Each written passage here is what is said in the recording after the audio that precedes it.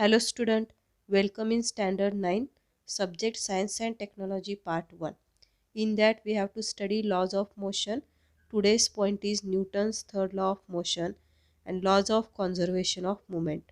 Let's start Newton's third law of motion. After understanding or discussing Newton's third law of motion, let's see one activity. Take a plastic boat and make a hole at its rear end. Second, inflate a balloon and fix it on the hole in the boat. Release the boat in water. What happens to the boat as the air in the balloon escapes slowly and why? If we do this activity, the air present in the balloon goes down and this air present in the balloon create a pressure on the boat and boat goes on or float on the water. Okay, we have to learn about force and its effect on an object through Newton's first and second law of motion. However, in nature, force cannot act alone. Force is a reciprocal action between two objects. Force are always applied in a pair. When one object applies a force and other object, the latter object also simultaneously applies a force on the former object. The force between two objects are always equal and opposite. This idea is expressed in Newton's third law of motion. The force applied by the first object is called action force, while the force applied by the second object on the first is called reaction force. Every action force has an equal and opposite reaction force which acts simultaneously. विद्यार्थी मित्रांनो, न्यूटनच्या तिसऱ्या लॉमध्ये काय सांगितलेलं आहे याची सुरुवात एका कृतीनं केलेली आहे. या कृतीमध्ये बघा, फुग्यातील हवा जसजशी बाहेर येईल तसतसं ती हवा बोटीवरती प्रेशर क्रिएट करते की ज्यामुळे बोट पाण्यावरती अगदी आरामात तरंगू शकते. साधारणतः निसर्गामध्ये जितके बल प्रयुक्त केले जातात ते कधीही एकटे प्रयुक्त होत नाही. कुठल्याही बलाला काय असतं, दुसरा बल त्याच्यावरती अपोज करत असतो, विरुद्ध करत असतो. याचाच अर्थ त्यांनी म्हटलेला आहे की in nature force can not act alone. म्हणजे निसर्गामध्ये वस्तूवरती एकच बल प्रयुक्त होतं असं होत नाही. एकाच वस्तूवरती एकाच वेळी अनेक बल प्रयुक्त होत असतात आणि हे सगळे बल एकमेकांना रेसिप्रोकल असतात. म्हणजेच काय, प्रत्येक बल दुसऱ्या बलाला काय करत असतो, निष्फळ करण्याचा प्रयत्न करत असतो. मग जोपर्यंत तो अनबॅलन्स्ड फोर्स होणार नाही तोपर्यंत ती वस्तू हालचाल करणार नाही. हे आपण सेकंड लॉमध्ये शिकलेलं आहोत. मग साधारणतः याच्यामध्ये त्यांनी दोन भाग केलेले आहेत, जसं की ॲक्शन फोर्स आणि रिॲक्शन फोर्स. मग ॲक्शन फोर्समध्ये त्यांनी काय म्हटलेलं आहे की एखाद्या वस्तूवरती बल प्रयुक्त केलं की वस्तू त्याला रिस्पॉन्स देते, ॲक्शन फोर्स. रिस्पॉन्स झाल्यानंतर जी प्रतिक्रिया मिळते त्यालाच काय म्हटलेलं आहे, रिॲक्शन फोर्स असं म्हटलेलं आहे. ठीक आहे. मग ह्याच्यामध्ये त्यांनी एक महत्त्वाचं वाक्य काय लक्षात ठेवायचं आहे तुम्ही, तर every action force has an equal and opposite reaction force which act as simultaneously. आपण वस्तूवरती जो बल प्रयुक्त करत असतो त्या बलाच्या बरोबर विरुद्ध बाजूने दुसरा बल प्रयुक्त होत असतो आणि हे दोन्हीही बल त्या वस्तूवरती समप्रमाणामध्ये प्रयुक्त होत असतात, असं ह्या न्यूटनच्या तिसऱ्या नियमामध्ये सांगितलेलं आहे. मग प्रश्न कसा विचारला जाईल, write Newton's third law of motion with example. मग जे तुम्हाला स्क्रीनवरती डार्क बोल्ड लेटरमध्ये वाक्य दिसत आहे ते त्याचं उत्तर आहे आणि एक्झाम्पलमध्ये तुम्ही वरच्या ॲक्टिव्हिटीमधलं कोणतंही एक एक्झाम्पल घेऊ शकताय. Okay student, let's remember this point about the Newton's third law of motion. Action and reaction are terms that express the force. बल प्रयुक्त करण्यासाठी ॲक्शन आणि रिॲक्शन फोर्स होणं गरजेचं आहे. This force act in a pair. One force can not exist by itself. Generally वस्तूवरती जे बल प्रयुक्त होतात ते ग्रुपनी होतात, एकच फोर्स कधी प्रयुक्त होत नाही. Action and reaction force act simultaneously. Action and reaction force act on different object. They do not act on same object and hence can not cancel each other the effect. बघा, action आणि reaction force जे होतं ते एकमेकांना निष्फळ करत असतात आणि त्याचा इफेक्ट म्हणजे त्या वस्तूवरती दिसत असतो. ठीक आहे. हे न्यूटन्सच्या थर्ड लॉच्या बाबतीत काही त्यांनी महत्त्वाची वाक्य दिलेली आहेत. प्रश्नामध्ये तुम्ही काय लिहिणार आहात, जे तुम्हाला न्यूटन्सच्या थर्ड लॉमध्ये शेवटचं वाक्य होतं बोल्ड लेटरमध्ये, every action force has an equal and opposite reaction force which act as simultaneously, हे तुमचं उत्तर असणार आहे. मग एक्झाम्पलमध्ये तुम्ही बोटीचं उदाहरण घेऊ शकताय किंवा bullet firing on the gun हे एक्झाम्पल त्याच्यामध्ये घेऊ शकताय. हे 2च मार्काचा प्रश्न आहे, त्याच्यामुळे याच्यामध्ये डिटेल लिहिण्याची आवश्यकता नाही. Okay students, let's move to the next point, that is law of conservation of momentum. Let's see laws of conservation of momentum. Suppose an object A has a mass m1 and its initial velocity u1, and object B has a mass m2 and initial velocity u2. According to the formula of momentum, the initial momentum of A is m1 u1 and B is m2 u2. Suppose these two objects collide. The force on A due to the B is F1. This force will causes acceleration in A and its velocity will be v1. Momentum of A after collision is m1 v1.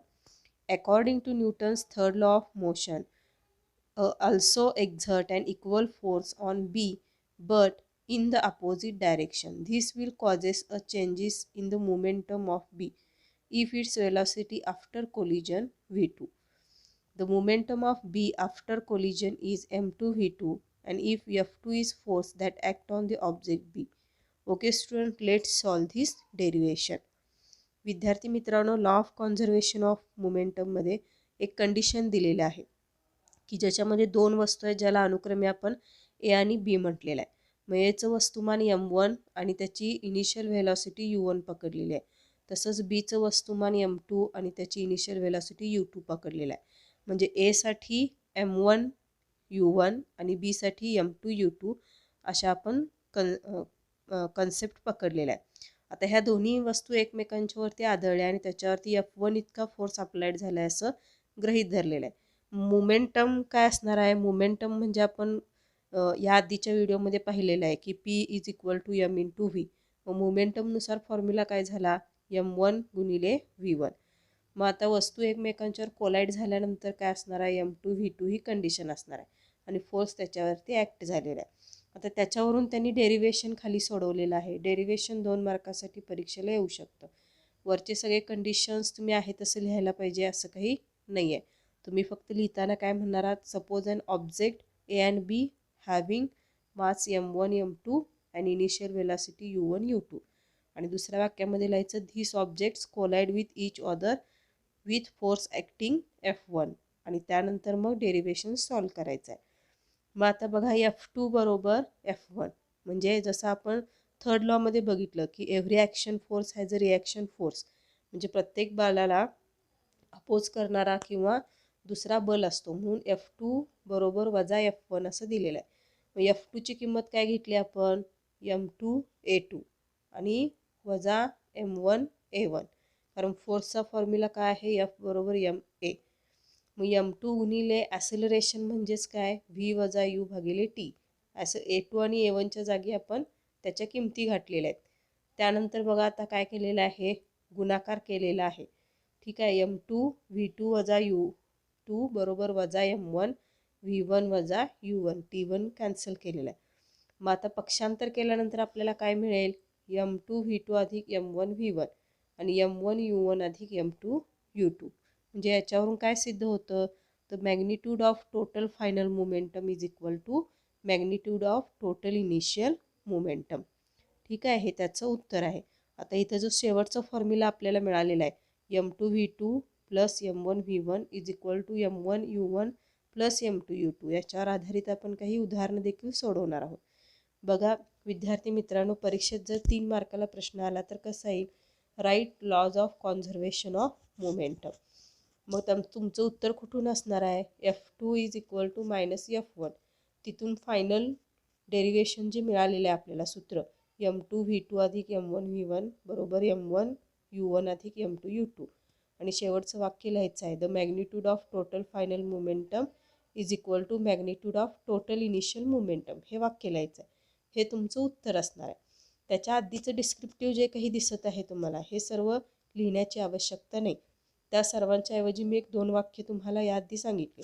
काय लिहिणार आहात तुम्ही? Suppose an object A and B having masses m1 m2 and initial velocity u1 u2 and these objects collide with each other and acting force f1. एवढंच लिहायचं आहे आणि त्यानंतर derivation solve करून शेवटच्या वाक्यापर्यंत यायचं आहे. Okay student, let's discover some more about or let's discuss about some more about law of conservation of momentum.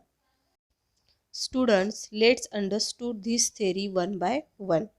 First sentence is the magnitude of total final momentum is equal to magnitude of total initial momentum.